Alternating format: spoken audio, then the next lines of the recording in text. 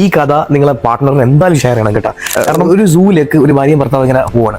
അപ്പോൾ പോയപ്പോൾ അവിടെ വളരെയധികം സ്നേഹിച്ചു കൊണ്ടിരിക്കുന്ന രണ്ട് കുരങ്ങന്മാരെ കണ്ടപ്പോൾ, ആണും പെണ്ണും കുരങ്ങന്മാരെ കണ്ടപ്പോൾ ഭാര്യ പറയാണ്, ഓ എന്താ ഒരു സ്നേഹം കണ്ടോ ആ ആൺകുരങ്ങനെയും പെൺകുരങ്ങനെയും.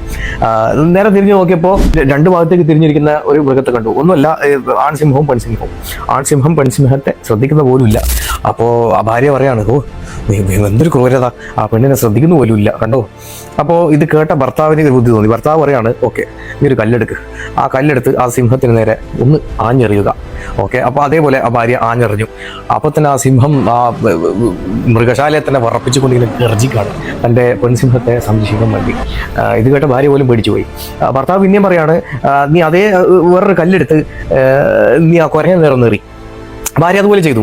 അപ്പോൾ തൻ്റെ പാർട്ട്ണറെ പോലും നോക്കാതെ ആ കുരങ്ങൻ നേരെ സ്വയം ജീവൻ രക്ഷിക്കാൻ വേണ്ടി മരത്തിൻ്റെ വിലക്ക് ഓടിക്കയറാണ്. സോ ഇതിൽ നിന്ന് പറയാനുള്ളത്, നമ്മൾ ഈ കപട സ്നേഹവും അതേപോലെ ഷോ ബോട്ടിങ്ങും ഇൻസ്റ്റാഗ്രാമിലും അല്ലെങ്കിൽ റീലുകളിലും ഒക്കെ നമ്മൾ ഒരുപാട് കാണുന്നുണ്ടാവും ഇതേപോലെയുള്ള കുരങ്ങന്മാരെ. അതുപോലെ അല്ലാതെ താൻ കൊടുക്കേണ്ട സ്നേഹം കൊടുക്കേണ്ട സമയത്ത് കൊടുക്കുന്ന ആൺസിംഹത്തെയും അതുപോലെ ഈ പെൺസിംഹത്തെയും, അല്ലെങ്കിൽ തിരിച്ചുമാവാം, ഇനി ആണ് മാത്രം സ്നേഹം കൊടുക്കുന്നത് മാത്രം പറയണ്ട, പിന്നെ സ്നേഹം കൊടുക്കുന്ന പെൺസിംഹത്തെയും അതേപോലെ സ്നേഹം കിട്ടുന്ന ആൺസിംഹത്തെയും നമുക്ക് ഒരുപാട് ഈ ലോകത്തുണ്ട്.